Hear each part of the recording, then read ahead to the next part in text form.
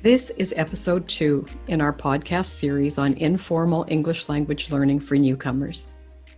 The series supports the BC Settlement and Integration Services, or BC-SIS program. This episode is Employment-Related Supports in English Language Programming. We gratefully acknowledge the financial support of the Province of British Columbia through the Ministry of Jobs, Economic Development and Competitiveness. We acknowledge that the land AMSA works from is on the unceded territories of the Musqueam, Squamish, and Tsleil-Waututh Nations. I'm Laurie Cameron, AMSA Provincial Integration Program Manager. My work supports the BC-SIS program. I'd like to start with some background on our topic today. For newcomers, English language skills are an important factor in settlement and integration. They increase newcomers' ability to participate fully in BC society. English language skills can reduce isolation. They contribute to community connections and to a sense of belonging. At the same time, they build confidence and independence. English skills are needed to find and retain viable employment, and for workplace communication, expectations, and safety. These thoughts reflect the objectives of the BC-SIS program. It's why English language training is such an important service. Some newcomers, like those with temporary immigration status, are not eligible for the LINK program. That's the Language Instruction for Newcomers to Canada program. It's for permanent residents or protected persons, and they can take LINK language classes at no cost. Newcomers who are not eligible for LINK still need language training for all the reasons just mentioned.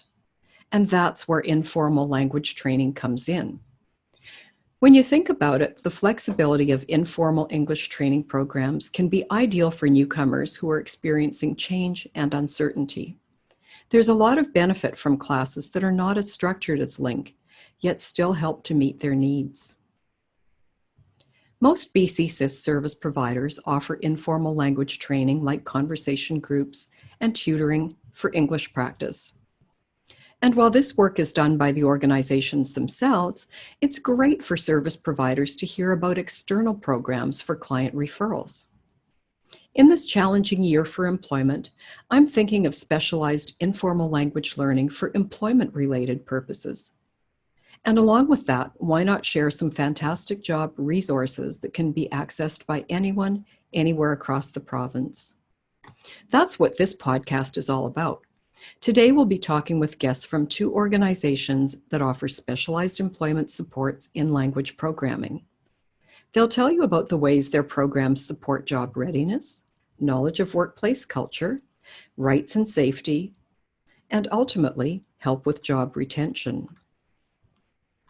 Our first 2 guests are with the BC Federation of Labour Health and Safety Centre. They are Gord Lechner, the director, and Emily Hunter. Emily's an instructor with the English as an Additional Language program. Our third guest is Mark McKeen, who is the coordinator of the Skilled Immigrant Info Centre at Vancouver Public Library. Their programs are examples of the remarkable work being done out there and that you and your clients can benefit from. They're ready to share with you, so let's get started. Gord Lechner is the director of the BC Fed Health and Safety Centre. It's the largest provider of occupational health and safety committee, supervisor, and young and new worker education in BC. New workers include newcomers to Canada. The centre cares deeply about providing the knowledge that keeps all workers safe on the job, including the most vulnerable. Gord, could you start off by telling our listeners some history and background about the BC Fed Health and Safety Centre? Sure, and thank you for the opportunity to partake and share some information about this today. So the BC Fed Health and Safety Centre, we're entering in next year, 2021, our 20th year of existence. So we've been around for 20 years. We're funded by WorkSafe BC, sometimes called WCB as well, on an operating grant, but administered and delivered by the BC Federation of Labour. So it started 20 years ago, and really what our mandate is to try to identify where workers have barriers to accessing health and safety education and information and try to overcome those barriers. So in all our different programs, we would take a look and trying to make sure that age, geography, cost, and literacy are not barriers to accessing education, and we try to develop programs to get around those barriers. And Gord, how does the program operate in normal times? And I guess how has that changed during the coronavirus? We've got a number of different programs that we deliver to help health and safety committee members, supervisors, other workplace parties develop their skills of addressing health and safety issues. We've got programs for building psychologically healthy workplaces, bullying and harassment, mental health first aid, and then a number of community outreach programs for high schools, employment programs, and newcomers to Canada as well. Traditionally in the past, all of our programming has been done through an adult-oriented peer-to-peer model and face-to-face, which was really the hallmark of our success, I think, over the years. But COVID brought a different barrier and challenge to us all. And so we've needed to take our programming and approach to that, try to keep as much good stuff as possible, but then pivot to a format that would obviously keep facilitators and participants safe. So in all our different programs, we're moving to some online delivery.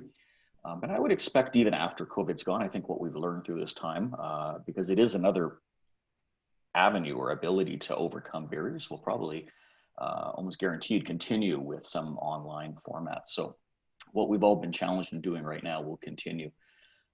It's not perfect. You know, there's always a little, when you have a barrier of a computer screen and people not being physically together, some of those questions and answers and group dynamics that really make an adult learning environment sparkle, shall we say, we got to work extra hard on to try to make that happen in an online environment.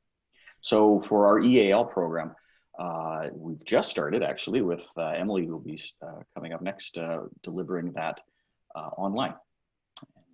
And it's so far been a great success. That's wonderful to hear. So that really opens up then the opportunities for individuals from all across the province to participate. Correct. Although the program itself has been around for 13, 14 years now, and literally thousands, very unique in Canada. And the fact that this is being offered in British Columbia, there's really no exact comparison anywhere else. So we're kind of proud of that. Yeah, it's just really important to make sure that we can continue with this and keep it going. That's great. Thank you, Gord. Well, that's the perfect lead in to our conversation with Emily. So I'm just going to switch gears here and welcome Emily Hunter to join us. And thank you, Gord. Emily's an instructor with the English as an Additional Language program. She is an EAL educator and curriculum developer. Emily specializes in working with vulnerable adults and connecting them to services that will support their settlement in Canada. She's also a researcher, writer, and editor. Emily, it's really nice to meet you, and I'm really fascinated about how the English as an Additional Language program teaches workplace health and safety using that ESL curriculum model. Maybe you could tell our listeners more about the ESL model and the content of the training modules. Yes, of course. So I guess we could talk in normal times. We had a curriculum which began, it was 12 weeks, and people would meet in class twice a week for 2 hours. And we would look at a variety of topics together around the theme of worker health and safety. So we would look at the 4 rights of workers, the rights and responsibilities of workers, hazards in the workplace, PPE, WMIS, knowing how to use chemical safety at work, first aid, ergonomics, violence. And we would also look at employment standards, which is not strictly workplace health and safety, but we felt it was a wonderful opportunity to make sure that the students in our class knew the law around employment in British Columbia. So this was the topic, and then obviously it has been simplified for students who have English as another language. And the English learning is embedded in the curriculum. So there's a lot of focus on vocabulary. I really focus on speaking and listening skills, although there is some reading and writing. I always emphasize, sometimes I have students come and they say, Emily, we're not doing grammar for an hour. And I say, no, because there's so much that we need to learn together. But I feel that the most important thing that I can do in the short time I have with people is to try and increase the confidence, the speaking confidence of the students in my class, so that they can speak up at work about if they see something that's a danger. And so how does that work for lower level English language learners? How do they participate in the program? So we said originally, I think for the in-person class, that it was about like CLB 3-4 would be good. And I've had up to fluent English speakers because the material is very interesting. It engages people who even have a very, high fluency in English. So with the lower level, what I tend to do is to identify people in the class who are stronger in English. And we do a lot of small group work. I don't want to hear myself talking too much. So there's a lot of, and I understand that it's very difficult to speak in front of the group, especially when English isn't your first language. So I want to build people's confidence up slowly. So a lot of small group work. And then often the lower learners have more of an opportunity to practice speaking, to ask questions. I go around the room and I can identify pretty quickly who are the lower students. And, my job as the teacher is just to create a very safe, fun learning environment, and where people feel very comfortable coming up to me and saying, I don't understand this. And I have had a few cases where people have had no English, but they've come with a friend or a partner who has translated quietly during the class, because it's so important that they have the information. So while that isn't a perfect solution, I'm very open to that too. So what, with the online delivery, what levels do you need, what English language level do you need to have in order to participate effectively in the class? Because that's certainly different than doing an in-person class. Absolutely. Yeah, it has to be higher. So I would say a CLB 5 would be a minimum, perhaps a CLB 4 if somebody wanted to check it out. But as you say, because the support isn't there, unfortunately, the one-on-one support, I think a CLB 5 would be a good level. And what I have seen is that often a lower English level does correspond with a lower digital literacy learning level. So obviously, if you're online, that's more difficult too. Sure. Well, and speaking of digital literacy, what techniques do you find helpful when your participants do struggle with either technology or with knowledge of how to use that technology? Right. Yeah. So with Zoom, thankfully, it's a pretty straightforward platform, and that's what we're using. So for the first 2 classes, I just made sure that I probably spent 20 to 25 minutes on a Zoom orientation, very simple, just taking people through what all the features, this is the chat, this is the microphone, this is, what I needed to do when I started on Zoom, not so long ago. And the things that I've learned, like it can help to turn off your video sometimes if your connection isn't very strong. That can help with audio. If you're if you get booted off, it's okay. Just try and rejoin again. I'm very lucky in the online class because I have Byron Cruz, who is the coordinator of the migrant worker program at the BC Fed, who is in the class with me. So he's a wonderful support. So if that happens, if somebody got booted off, they have our contact information, so they could contact Byron and help them. But I think in a way, it's the same lesson as in person, in the sense that, it can be very embarrassing. I know this myself personally. I've been on many meetings in Zoom and your internet isn't connecting for whatever reason, or you keep getting booted off. So you just want to create an environment where you say, look, we're all in this together. This is new for all of us. Don't worry if that happens. Just try and join again, you know? And that's the best we can do, really. Yeah, but you know, really, there's another benefit with that approach, with first of all the online service delivery, but also with your approach to helping people and guiding people with that, and that is that they're building technical capacity, which will help them in so many other areas going forward too, really. So I guess the question is, how do you create an experience that feels live, even though it's online? Mm-hmm. Yeah.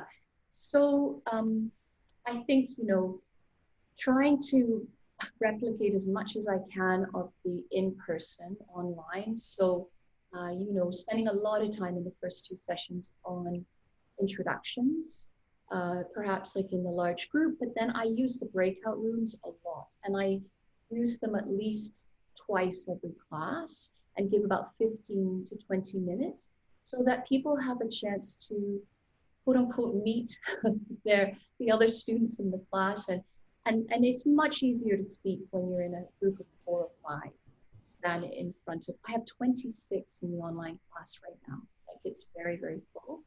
So I think breakout rooms are essential. I also use chat a lot, and I like chat because some people do find it difficult to speak in front of other people, very shy at the beginning.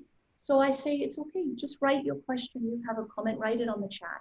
And again, I've got Byron fantastically, or myself, I'm trying to keep an eye on the chat too, so that if we see a question, we stop and we address it, you know. We try and make it as interactive as possible. And I am using PowerPoint, so I'll stop after a slide and just say, are there any questions, you know, please.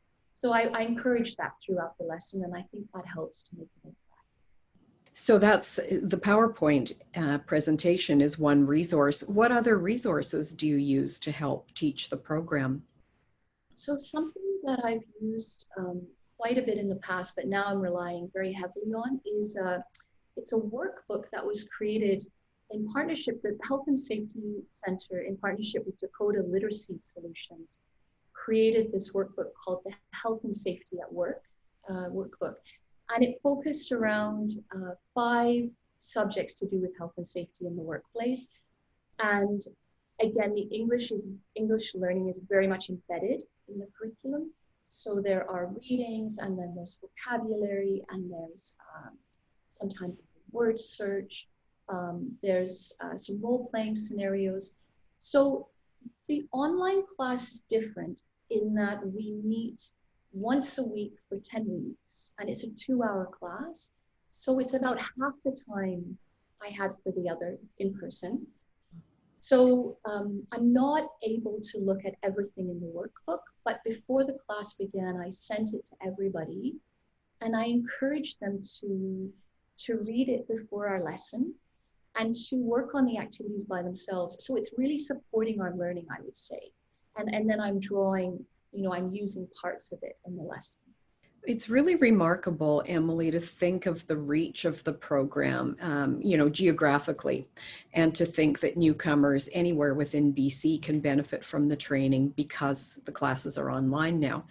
I'm curious to know if you've found that online delivery has resulted in greater inclusivity for any other client groups, you know, other than the geographic factor.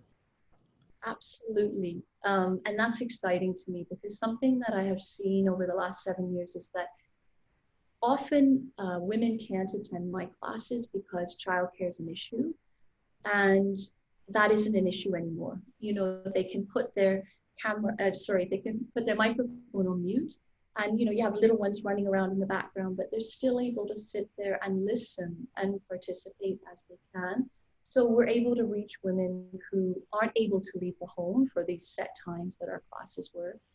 And I also, another thing that's happened in this class, which I'm very happy about, is that a number of students have said, is it okay if my teenage or young adult daughter or son joins, you know, because actually they've been listening to the classes, but they're not an official student. But is it okay if they join the class, and then they sit beside their parent and they're listening. And I'm very excited by that, because we know that young workers, like new workers, are the most at risk of injury in the workplace. So I think if we can reach them, it's wonderful. And often they can support their parents as well, you know, with the English language learning, when it's a technology too.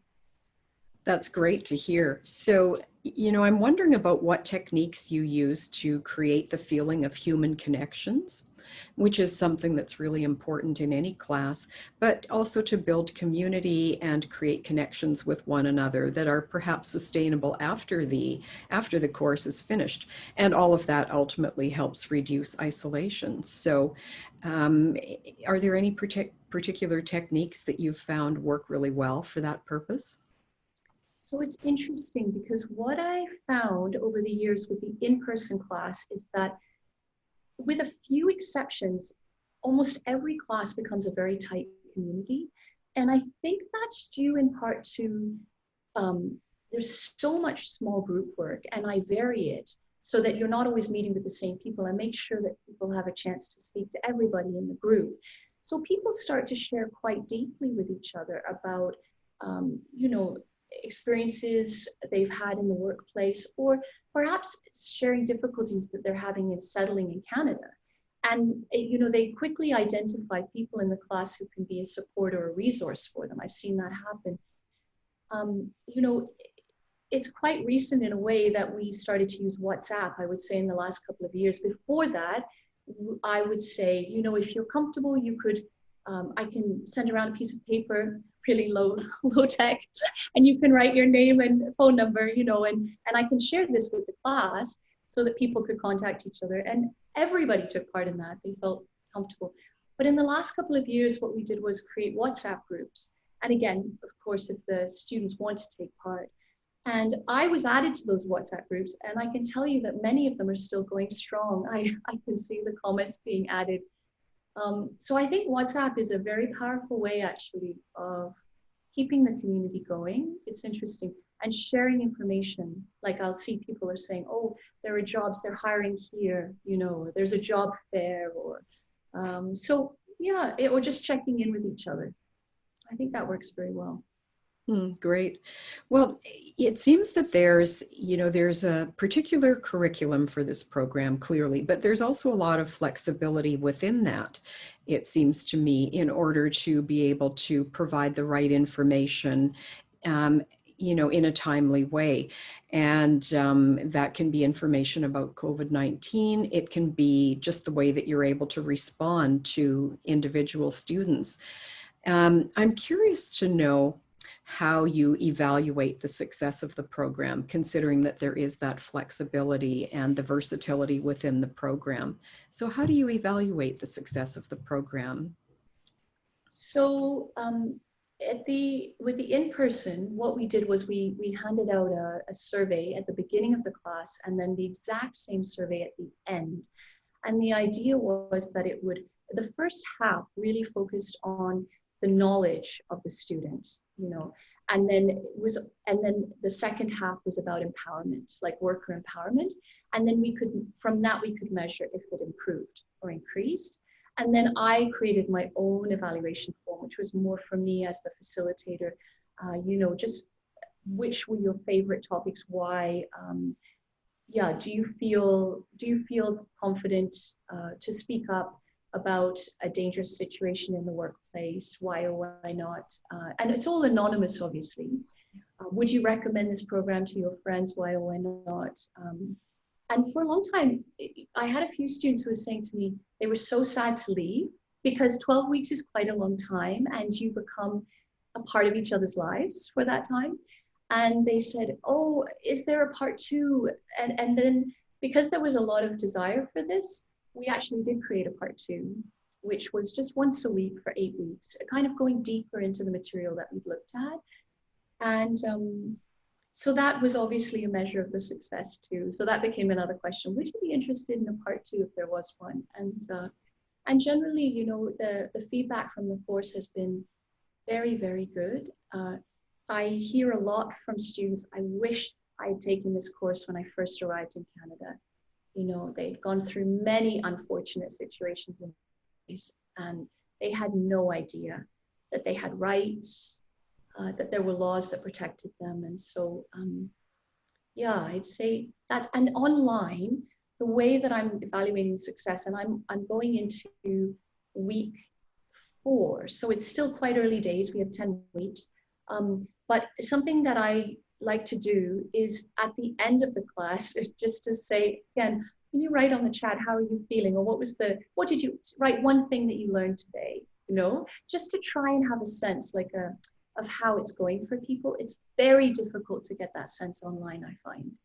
I can't see everybody, and especially when I'm sharing a presentation. So you really trust that people will share if something isn't working for them. Well, thank you. Is there anything else that you would like our listeners to know about the program? Anything else that you'd like to share? Yes, one of the things that I'm the most proud about with this program is that it is open to absolutely everybody. And because I've worked in community-based English classes now for 7, 8 years, for many different organizations, I can see that that is completely unique. In many or most programs, you have to fit a certain requirement. You need to be PR, or you need to be a citizen, or you need to be this or that. And I just want to say to people that we don't check your status. We don't care about your status. We just want to make sure that you get the information that you need to be safe in the workplace. Everybody is welcome. Thank you so much for sharing all those details of the EAL program. And Gord, is there anything that you would like to add on at this point? A big benefit is the fact that there's no charge to this workshop whatsoever as well. So that's a big draw. Now, in the past, and we still do sometimes ask when we do our registration process for in-person or online, and this will be under further review in the future, but we have asked for a deposit, a $50 deposit, but that is immediately refunded after that participant takes a number of the first courses. It's really just in place so that we don't have an overwhelming number of people of registering and then not showing up. So it's to have a little commitment to it. But if for some reason somebody registers and they find that it's beyond their literacy level or not what they expected, we'll also refund the money as well. We just had a couple of issues where we had a lot of registrations, did a lot of organizing, and then people didn't quite show up the way we thought. So we've been doing that for a while, but overall, the program is no charge and free. Fantastic. Gord, how can our listeners find out more about the BC Fed health and safety programs? Best would be to go to our website, which is healthandsafetybc.ca. You can do a Google search if you go BC Fed, BCFED, health and safety. And from there, you can find information on our drop-down menu about our EAL program, or you can send an email or phone us as well. There'll be contact information on that website to find out more information. Perfect. Fantastic. Thank you so much, Gord and Emily, for sharing that information. It's been wonderful speaking with you both. I'm going to shift gears here and introduce our next guest. Mark McKeen is the coordinator of Vancouver Public Library's Skilled Immigrant Info Center. It's an online and in-person resource hub that helps newcomers to Canada explore careers, find a job, or start a business. As a librarian, Mark loves to discover and share information with others. He's passionate about building vibrant community relationships. This includes connecting newcomers with resources and supports that can put them on the path to meaningful employment in Canada. Mark, I imagine that many of our listeners have different ideas about what a library can offer. And I'm intrigued about the role of the library that's far beyond the traditional image. For example, supporting career exploration, job search, and learning English. Could you give us some background about that and about the Skilled Immigrant Center? Yeah, absolutely. And I just want to start, obviously, by thanking you for having me as a guest. The library truly is a surprising place. It's a place where someone can go to meet so many diverse needs. It's a place that offers family programming. It's a place that offers popular reading materials. It's a place where people can go to practice English. And certainly it is a place where people can go to access information about how to find employment. So the Skilled Immigrant Info Center is part of the Vancouver Public Library. and we specialize in providing newcomers to Canada with information about exploring careers, finding a job, and starting a business. We're funded by Immigration, Refugees, and Citizenship Canada, as well as Welcome BC. And we provide service in so many different ways. For example, our friendly and knowledgeable information staff provide one-to-one help to answer people's job search and small business questions. No appointment needed. We find that we get many different kinds of questions, from the very narrow to the very broad. So for example, one patron might want to know about how to get accredited to work in a particular regulated profession here in BC. While the next patron might not have any idea really of what kind of job they're looking for. They just know that they want a job and they want to explore their options. So yeah, our staff are happy to provide information about whatever job search or small business topics people might be curious about.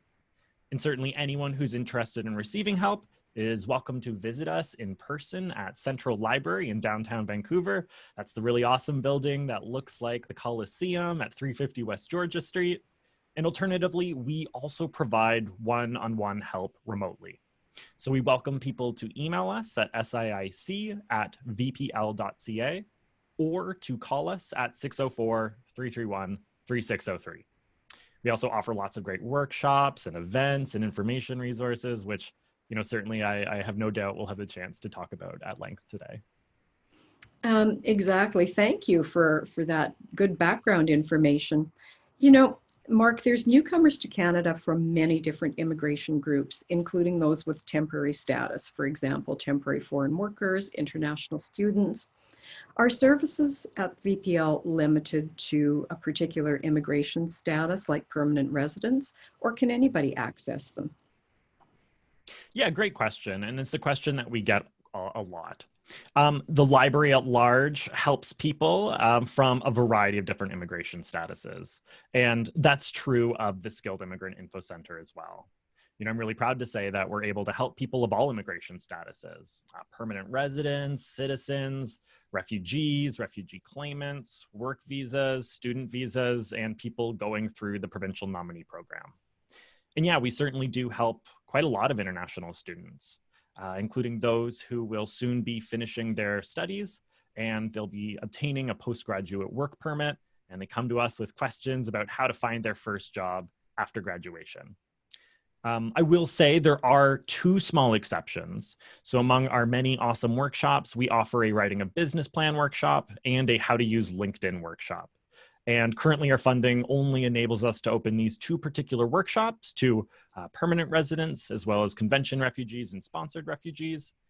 But all other workshops and services are available to people of all immigration statuses. That's really helpful for BC CIS service providers to know. So is there any charge for the services? Nope, all of our services are entirely free. Great. And is a VPL card required? No, actually, a library card is not a requirement to access the Skilled Immigrant Info Center and our services. That said, we always love it when people do sign up for a library card. And certainly a library card is an awesome gateway to so many really great resources out there that can help people with finding a job, learning English, and numerous other things. So anyone who is interested in finding out how to sign up for a free library card can visit www.vpl.ca/library card to find out more. Great, thank you. Well, let's talk a bit about the employment-related programs that are open to all immigration statuses, as you mentioned. I think that would include the career and job search-related programs, the Career Explorer. Could you tell us a bit more about those? Oh yeah, absolutely. So through the Skilled Immigrant Info Center, Vancouver Public Library offers so many excellent employment and self-employment workshops and events for people of all immigration statuses, all of which are free and all of which are currently taking place on Zoom. So anyone who wishes to learn more about these workshops and events and to register for them can visit www.vpl.ca/events to do so. So first, we offer our weekly career and job search tour, which takes place every Wednesday morning at 10:30 a.m. on Zoom. This is a great workshop. It introduces participants to so many different strategies and resources that can help people explore careers and find a job.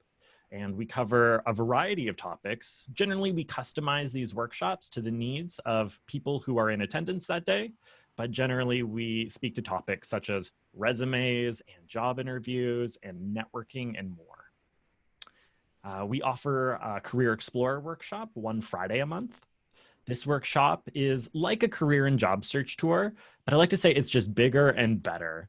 It's an intense one. It's a half-day workshop, so there's so much great information involved.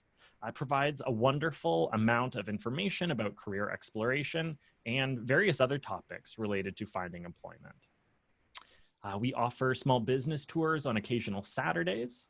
This workshop introduces participants to various free resources that can help them start a business, covering topics like, ideation, market research, financing, and more. On top of that, we also offer several networking events a year, and these are among the absolute favorite services that we provide for me. So we offer these networking events in collaboration with our community partners. These events give participants the opportunity to learn about networking and the job market, while also creating valuable connections and practicing networking skills with others. So recently, we've had opportunities to hold networking events with great organizations like Work BC and Mosaic and ISS of BC, and they're always really vibrant and a lot of fun.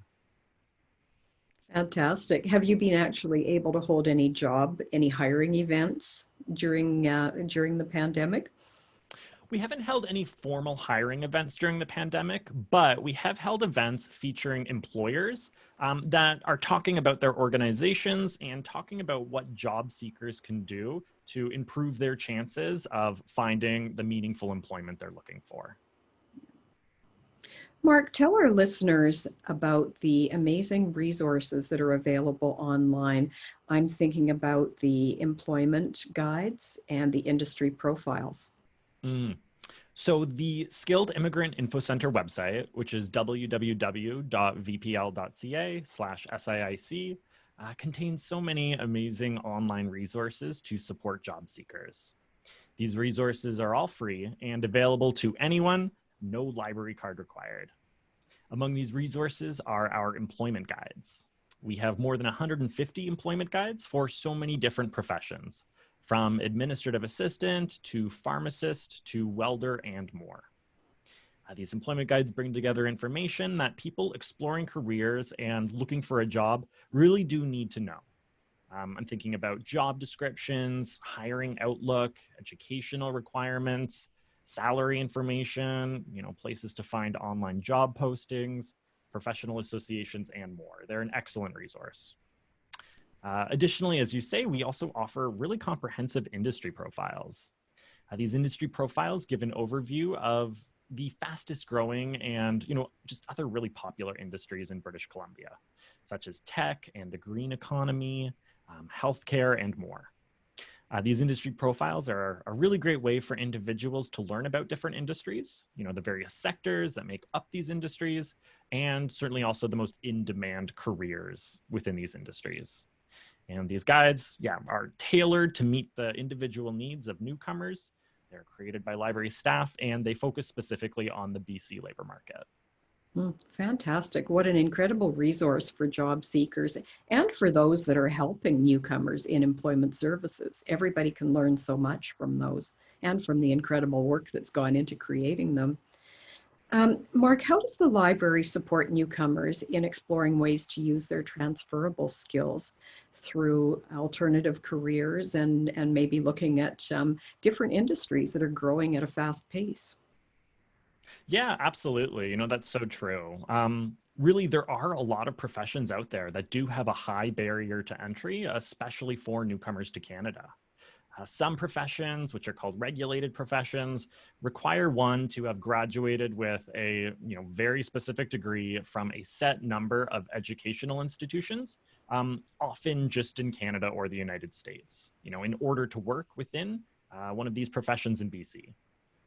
So if someone received their education from another country, then they will probably need to undergo a lengthy process consisting potentially of additional coursework, exams, etc., in order to obtain local accreditation.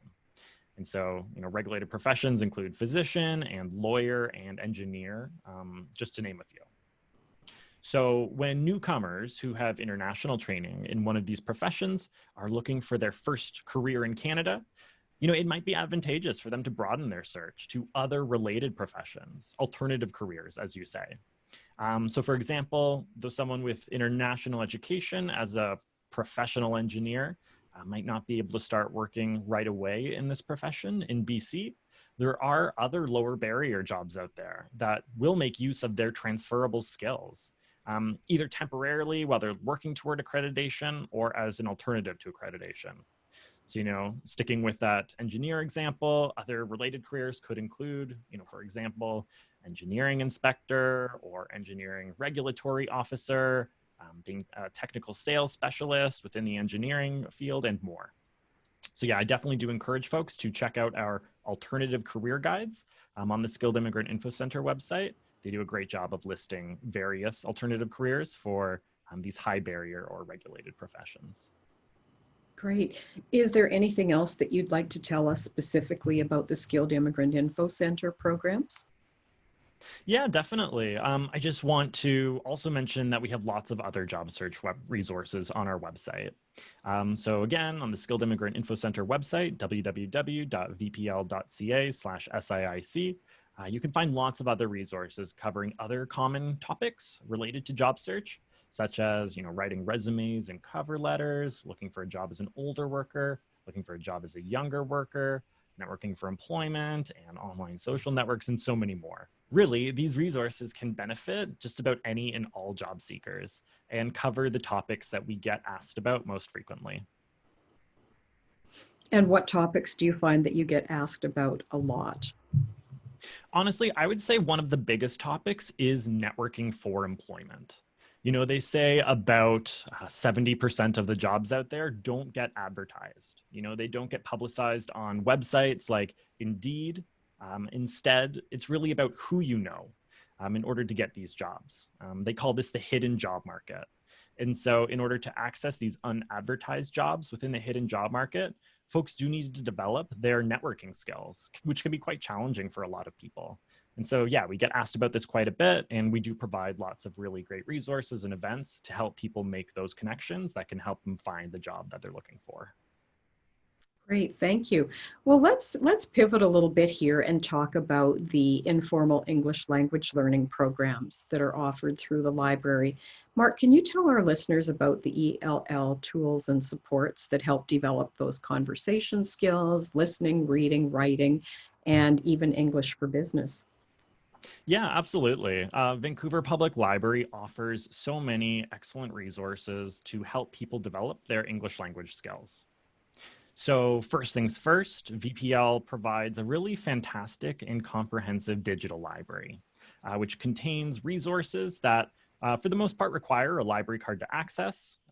VPL subscribes to these digital resources, which allows cardholders to access them for free, even from home.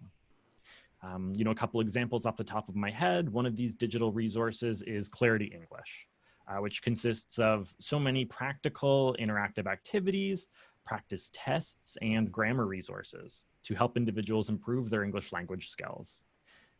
Clarity English is a great way to practice English and also to prepare for common English language tests like IELTS or TOEFL. Another one of these digital resources is Mango Languages.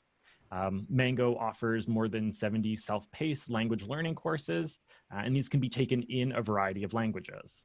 And Mango is really great for someone wishing to learn English in their first language, or even for anyone who wants to learn other world languages as well. So yeah, I certainly do encourage folks to check out Clarity English and Mango Languages. They're just excellent informal language learning tools available through VPL's digital library that can help people practice English in a comfortable, self-paced format.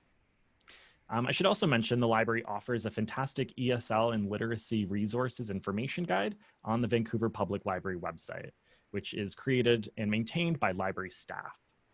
So this guide provides a fantastic overview of valuable resources for learning English, both at the library and in the greater community, including testing resources, books for English language learners, our English language learning kits, ESL schools, and more. It would be great to learn more about the conversation circles. I understand that there are conversation circles that usually take place in person, but now they're being delivered online. And I'm curious to know about how they work and how that is working, the online delivery. Yeah, so Vancouver Public Library has provided in-person English conversation circles for many years. So these circles are informal gatherings where individuals learning English and who have around an intermediate level proficiency can come together and meet other English language learners. They can make friends and practice conversational English in a friendly and supportive environment. And so as you say, VPL has started offering these circles on Zoom, which has been really exciting. They're offered under the name ESL Conversation Practice Online. Which means that attendees can practice conversational English with others from the comfort of their own home using Zoom. And so far, we found that these programs have been doing really well. They've actually been extremely popular. Registration tends to fill up very quickly, which I think speaks to the fact that the library truly is filling an important need with these programs. And on top of that, I'm excited to say that VPL has even recently launched a new teen ESL conversation circle, specifically for teens aged 13 to 18, which enables them to come together with their peers and practice conversational English together. So that's really cool to see. Very cool. Can you describe how you help learners with digital literacy capacity? There must be a lot of benefit for participants in the program in learning and adapting to those skills. Yeah, absolutely. The library has long been the place to go for community members who are interested in learning new digital skills. From the basics of using a mouse and keyboard to accessing websites and email and VPL ebooks to even more advanced topics like web design and audio editing. So with so many organizations and services out there shifting their service delivery to virtual platforms during the pandemic, the need to support community members with their digital literacy skills has really increased. So our friendly and knowledgeable information staff at Vancouver Public Library, they regularly answer digital literacy questions and provide excellent one-on-one help with digital technology, both in person and remotely. And certainly also the library has started delivering virtual workshops about how to use Zoom. And also I would say that the library offers really great digital library resources to help people develop their digital literacy skills. The library provides access to lynda.com for VPL cardholders. And it's a really great way to take so many different online courses about various digital skills that can help people in their day-to-day life and can also help them develop those digital skills that can make them competitive in today's labor market. I'm curious to know, Mark, what inspires you the most about your work with the VPL Skilled Immigrant Info Center? Honestly, I just want to say that I am so proud and so grateful to be working for an organization like VPL that really does such a cool job of supporting the needs of newcomers to Canada. It's inspiring and it's rewarding to be able to help people settle into life in Canada and to feel at home here. So whenever I discover that something I did helped someone move closer toward the life in Canada that they've been dreaming of, I honestly cannot tell you how happy that makes me feel. It's why I got into this line of work, and I feel really lucky to be doing what I'm doing. That's great. Is there anything else that you would like to share with us about either the employment resources and programming or the English as an additional language programs? Yeah, I guess I just want to leave people with the message that library staff are here to help you. So we offer so many cool services related to finding a job, learning English, and various other topics. And it might be even kind of overwhelming some of the time to sift through all of the different services the library provides. So I certainly do encourage community members to talk to library staff, either in person or remotely by phone or email, and just ask about the services that are available to them. You know, library staff love to talk about the library. So they are happy to answer your questions and they're happy to recommend the right services for you. So yes, my recommendation for folks is talk to staff, ask them questions, give them the opportunity to brag about the cool things the library is doing. You will make their day. I highly recommend it. That's great. And just one last thought. So there's no geographic barriers to worry about at this point. The services can be accessed really by anyone, anywhere across the province. Yes, certainly. So to use the Skilled Immigrant Info Center to talk to our staff and attend our Zoom workshops and programs, you can live anywhere in British Columbia. What I will say is I also encourage you, in addition to accessing Skilled Immigrant Info Center services, is to check in with your local public library. You know, if you aren't living in and around Metro Vancouver, you know, your local public library will be a really great gateway to so many additional resources. So I highly recommend folks around the province to touch base with their local public library, but certainly, yes, they are welcome to reach out to the Skilled Immigrant Info Center and we'll be happy to help them. That's great. Thank you, Mark. It's been wonderful speaking with you, and I really appreciate all of the information that you've shared. It's going to be really valuable to BC SIS service providers from right around the province. Thank you. Thank you, Lori. I really appreciate you inviting me to take part in this today. It was a lot of fun. Pleasure. Thank you to all of our speakers. I really enjoyed listening to you describe these remarkable programs. They provide specialized English language learning supports for job readiness and safety. As Gord and Emily explained, the BC Fed Health and Safety Center EAL course uses an ESL curriculum model.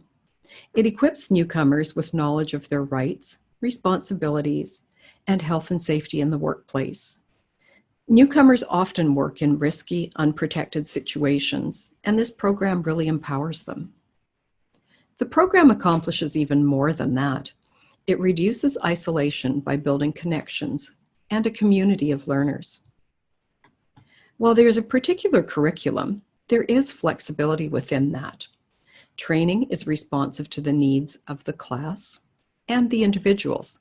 For example, they respond to many questions about COVID-19, which is essential right now. Learners follow a workbook that becomes an ongoing takeaway resource for the future. And remember, the program is open to learners from all immigration groups, regardless of their status. The online format develops digital literacy skills. With online delivery, newcomers anywhere in BC can now benefit from the free classes. This is a good referral opportunity for BC SIS service providers. Learners walk away with knowledge that helps them stay safe. It's one of the most valuable ways you can support and equip newcomers. Be sure to visit the BC Fed Health and Safety Center website at healthandsafetybc.ca for more information. Mark McKeen explained the library as a valuable resource for career exploration, job search, and for learning English. He introduced us to the Vancouver Public Library Skilled Immigrant Info Center. They offer employment-related supports that are open to all newcomers, regardless of immigration status. We heard about workshops, networking events, and job events, which are now online. We learned about a vast number of resources that include over 150 job-specific employment guides, industry profiles, and ways newcomers can use their transferable skills.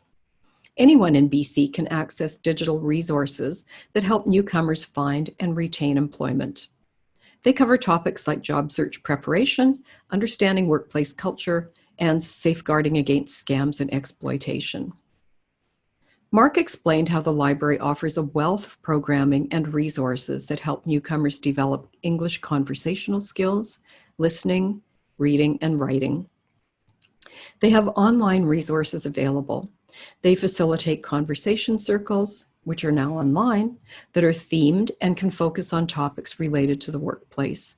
They support learners with development of digital literacy. I encourage all listeners to explore the VPL website and specifically the Skilled Immigrant Info Center. You'll be amazed at how helpful it can be for you and your clients. Both of the informal English language learning programs we heard about today demonstrate the power of flexible learning and the energy that comes when you're not constrained by a fixed training plan. Each uses a flexible approach to learning. It's effective and adapts to learners' unique needs. They accommodate multiple levels of learners. They're responsive to current circumstances and to emerging needs, and that's critical in times of constant change. They've adapted to new technology and online delivery methods and help participants develop their own digital literacy skills. Newcomers from all around the province can benefit through the use of technology. That's quite an achievement. These programs combine language learning with a sense of community that reduces isolation, and that helps build a sense of belonging. Each program uses active learning that helps students build confidence and self-reliance. These are programs and resources that can be helpful to anybody, anywhere. I hope our listeners will explore the programs that were shared today. I hope they've sparked some new ways of thinking. And that's very much the point of this podcast. Thanks for listening in today. The podcast is hosted by me, Laurie Cameron. The series is produced by AMSA. Our technical specialist is Con Eraslin. Thanks to our guests, Gord Lechner, Emily Hunter, and Mark McKeen. We gratefully acknowledge the financial support of the Province of British Columbia through the Ministry of Jobs, Economic Development, and Competitiveness. Be sure to look for the show notes for this podcast on the AMSA website. And if you enjoyed this podcast, stay tuned for others in the series. For more AMSA resources, visit amsa.org. This podcast is a wrap. Thanks for listening.